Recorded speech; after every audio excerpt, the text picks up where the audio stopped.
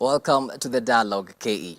Kenya has today held its first National Tree Planting Day in a project that the government targets to grow and nurture 15 billion trees by 2032 in order to restore and conserve 10.6 million hectares of degraded landscapes and ecosystems. Climate change ranks among the most important dynamics shaping livelihoods of young people now and in the future. The reason why tonight on the Dialogue KE we discuss on the role of the youth in climate action. To help us dissect this whole matter, I'm now joined in studio by Abigail Kima. Abigail is a climate justice advocate and the host of Hali Hewa podcast, which is an open platform for storytelling on climate at the grassroots. Karibu sana, Abigail. Thank you so much. I'm also joined in studio by Waweru Avram, who is the global head of communications at the Commonwealth Youth Climate Change Network. Avram is also sits at the Executive Council of the network representing the youth in climate action for the 56 Commonwealth member states. Karibu sana, Avram, to the studio. Thank you so much, Ken. Well, today, Kenyans planted trees. It's a unique event that has happened in our country. I mean, what's your take on this noble project for the government? I feel like it's a move in the right direction, seeing that people come out in numbers to actually do tree planting. We're actually having a lot of rain, and it's beautiful that we want to take advantage of this and make it better for the environment. So it's beautiful to see that, and I'm happy that people came out in numbers to do the same. All right. Abigail, I know you're a climate justice advocate. I mean, this project for the government, what's your take on this? As Avram has said, I think it's a step towards the right direction. I think people have been planting trees, but it's a brilliant opportunity because now it's more inclusive. It's not only is within like the climate community or people who care about the environment, but now it sort of creates this responsibility for every Kenyan to want to be part of this bigger mission of the 15 billion trees by 2032. And of course, knowing that trees are our biggest carbon sinks, and so it is important to expand the kind of the tree cover that we have in the country, which allows us to reach our goal. We've talked about 15 billion trees by 2032. It's actually the government's target. Do you think it's achievable? Most definitely, it's definitely achievable, and I think being that this day has been made a national day for tree planting, I feel like now every Kenyan will feel an obligation to participate.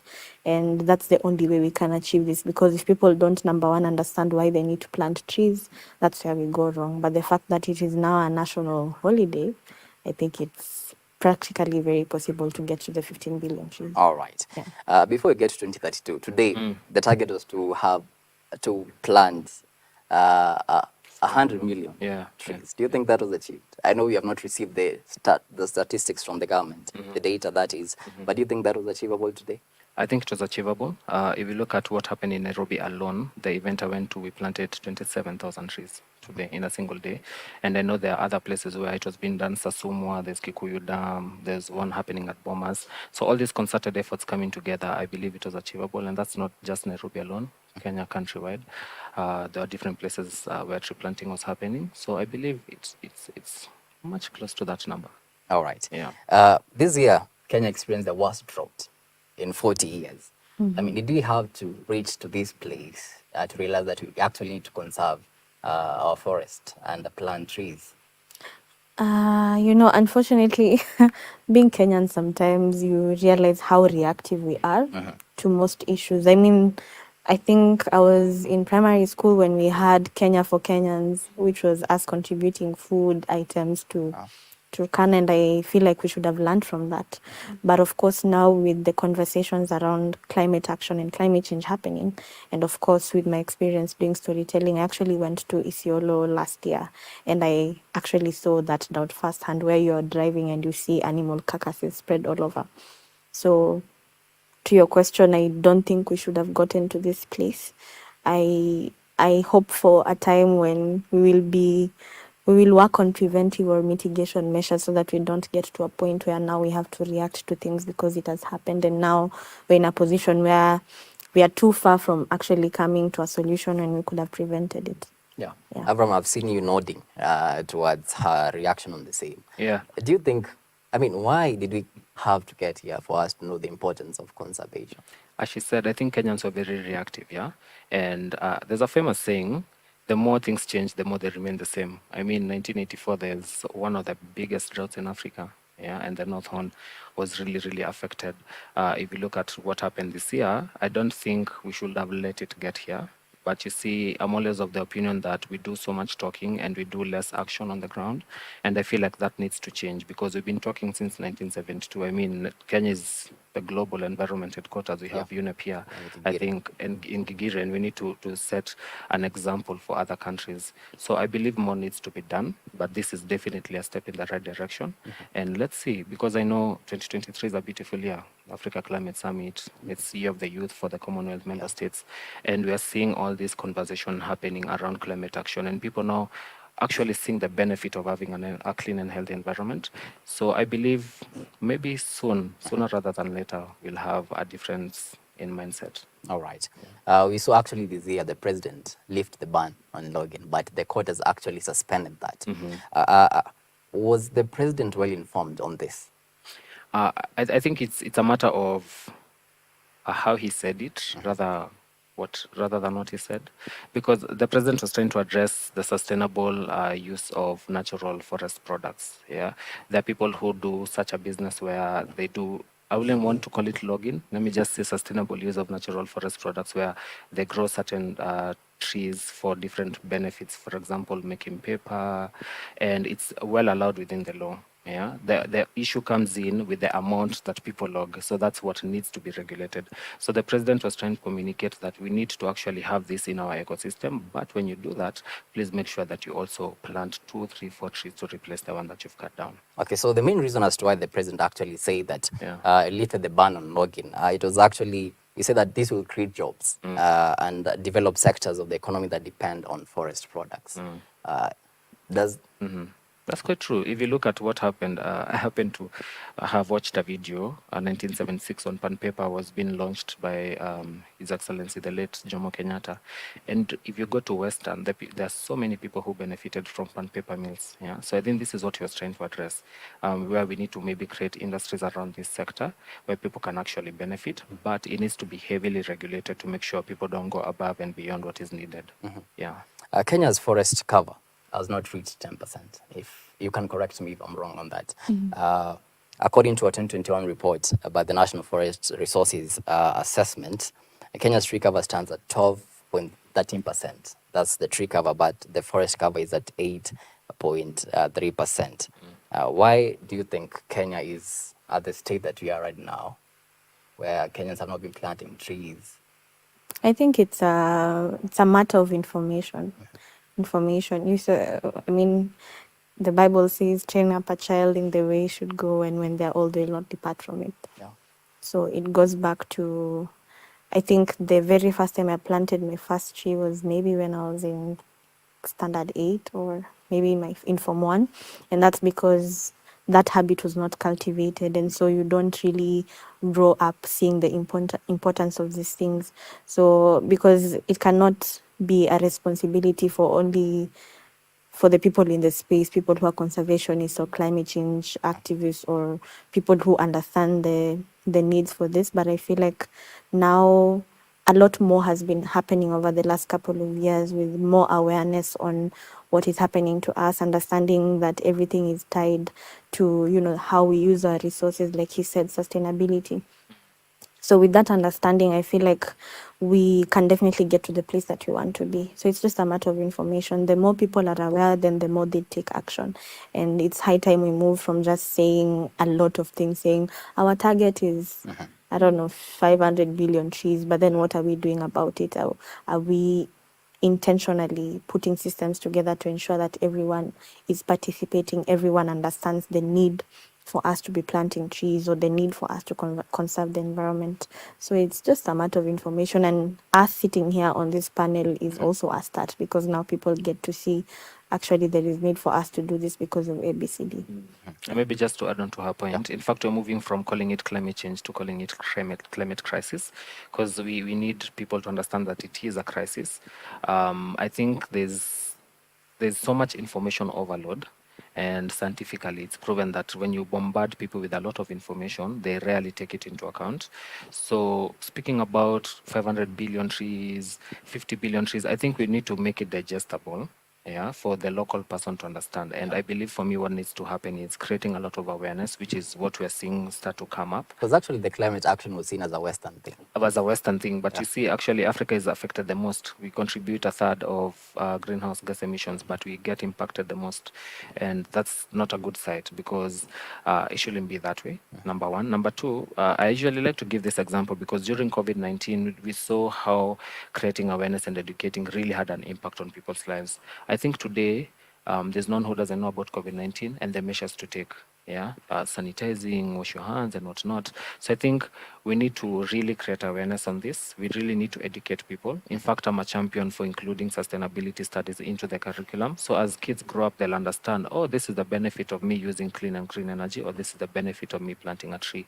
So the other thing I feel needs to be done is we need to actually give people the opportunity to take part in planting trees or conserving the environment, doing cleanups. And it's beautiful to see that the government has actually championed for it. Because in as much as there were a lot of memes going around, I don't think there's anyone in this country who doesn't know that today we needed to plant trees. Yeah. Yeah. Actually, you're part of the Africa Climate Summit. Yeah. And under the Nairobi Declaration, Yeah. leaders proposed for global carbon tax.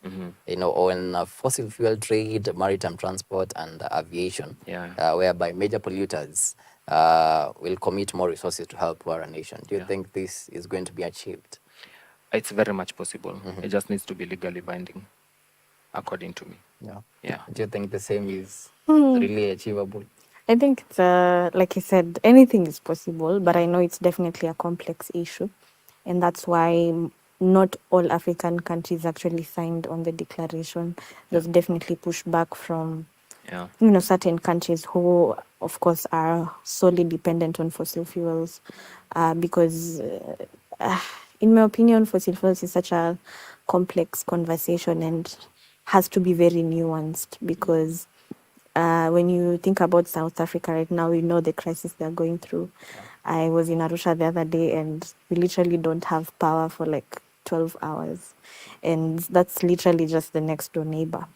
And countries like Nigeria who are dependent on oil, South Africa on coal. So when you talk about global tax for fossil fuels, then you have to think about, communities, their industries. So it's very complex to me, but I think the more we have these conversations, the more we will possibly get to a place where we can understand each other. And that's why, like you said, the Paris Agreement has also become very difficult to effect and to implement back home because, of course, when there's no legally binding component or framework, then people don't really feel obligated to do that. And that's why we are constantly going for meetings every the COPs, Conference of Parties, and then you come back home and there's barely anything. Yeah. So that's why I always say this, and someone will probably make fun of me, but I say I have more hope in community because once community understands exactly what they need to do, then they're going to do something about it. But yeah, it's achievable. We just really need to consider the nuances, like put all the cards on the table and then see how we balance. All right. Avram, the president today was at UN offices in Gigiri, and he actually urged other countries to find alternatives to the use of plastics. But I was asking myself, are we doing enough as a country to curb?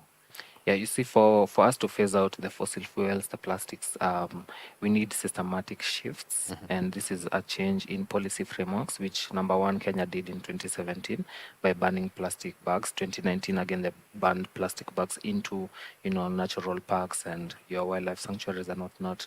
And last year, this year, actually, March, that 2023, UNEP signed a global treaty calling for people to find a way to eliminate plastics.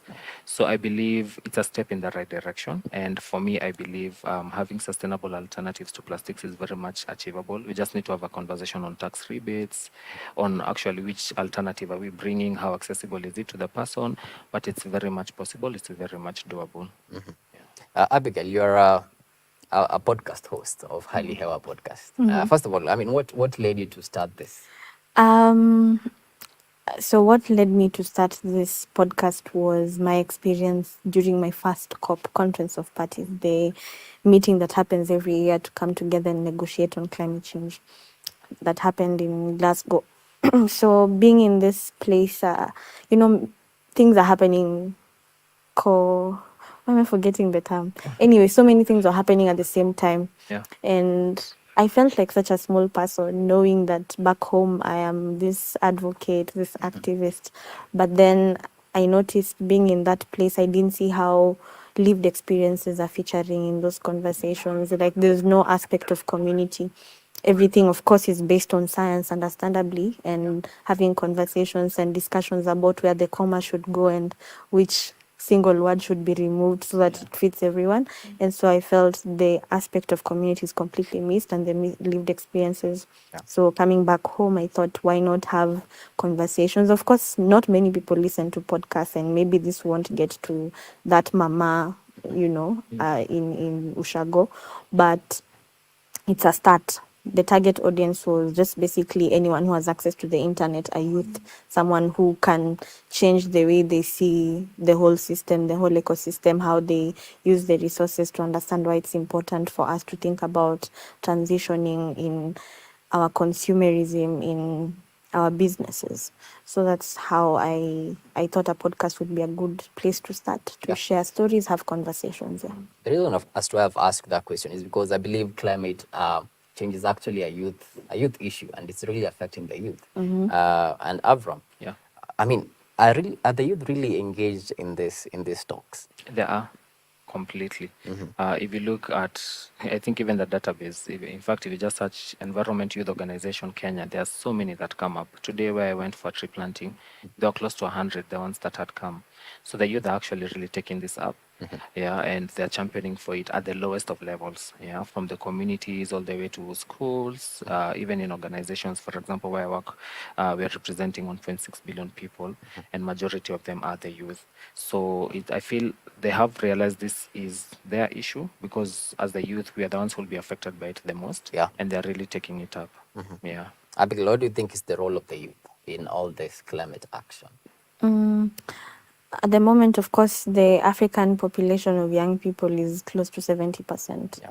And I feel like we're in the intersection between the older generation and the younger generation. So our role is very big.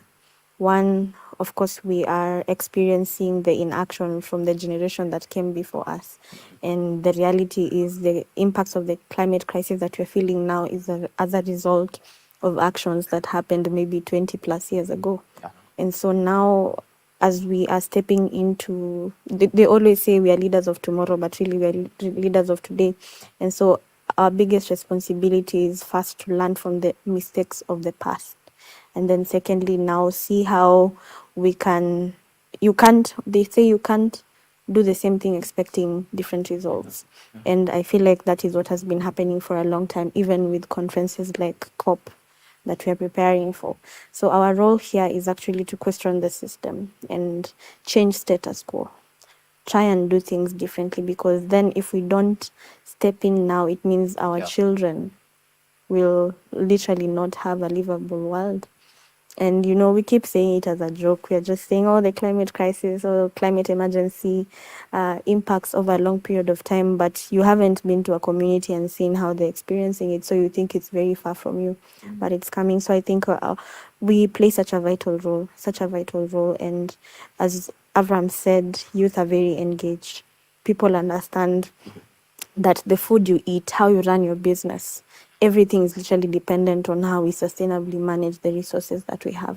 So if we don't take that up, if we don't decide to walk a different direction, the UN developed the SDGs, the Sustainable Development Goals. Yeah. It's literally cross-cutting. It touches on every sector. And I feel like if each and every one of us focused on at least one goal, we would all be working towards achieving, the 2030 goal that even our government has its own goal for that. Yeah. So we literally are the link between The a whole sustainable innovation. future. Yeah. All right. Avram, as you Yeah. conclude, Yeah. I mean, what's your parting shot? What's your call to action to the youth in the country? I think for me, I like to say that we need to take care of the environment so that it can take care of us. We are seeing what's happening countrywide with El Nino. Yeah, and you know El Nino is actually a climate phenomenon, so people are really being affected, floods and drought because Because actually 46 people have died. yeah, and you Yeah. can see the flooding in ASAL areas, and you see ASAL areas, they really don't experience a lot of rainfall. The Mandera, the Wajir, and that's where Garissa. most Garissa, Samburu, and that's where most of the flooding is actually happening. Yeah. So we need to actually take care of the environment so that it can take care of us. And it starts with a simple step of you planting a tree or choosing to change your mindset and saying, from today on, I'll no longer use a plastic bottle, let me use a reusable.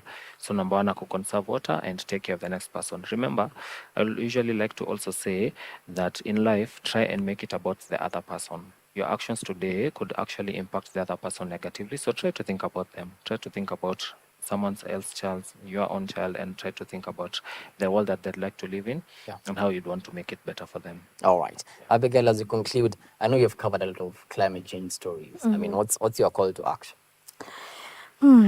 My call to action is, you know, I think I've gotten to a place where I'm asking myself, so what? I mean, after telling those stories, so what?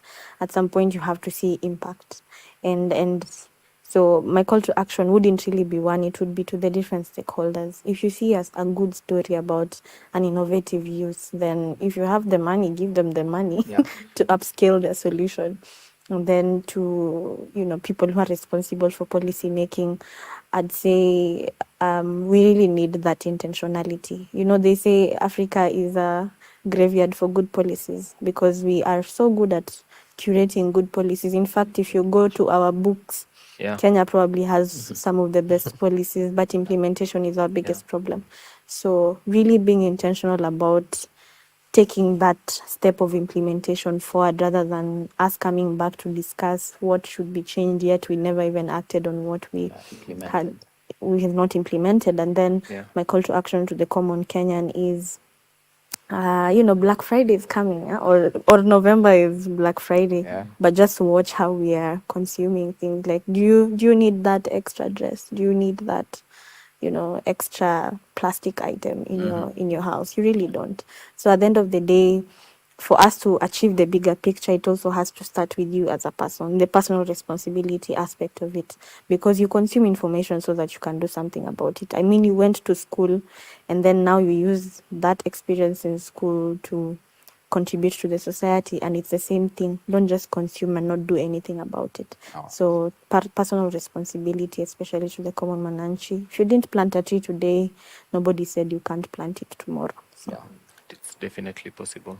All right, I guess that's a very good point to end the conversation. It's a personal responsibility. Did you plant a tree today? If not, tomorrow is also another day you can plant a tree. That has been Abigail Kima, climate justice advocate, and of course, Avram Waweru, the global head of communications at the Commonwealth Youth Climate Change Network. Thank you so much for your time. Thank you Thank you for so much having for us. having us. All right. And thank you so much for watching the Dialogue KE on this 13th day of November 2023. On behalf of the whole team that made this broadcast a success, have yourselves a blessed night. My name is Kennedy Kimani, and my co-presenter on the sign language interpretation has been Boniface Murithi.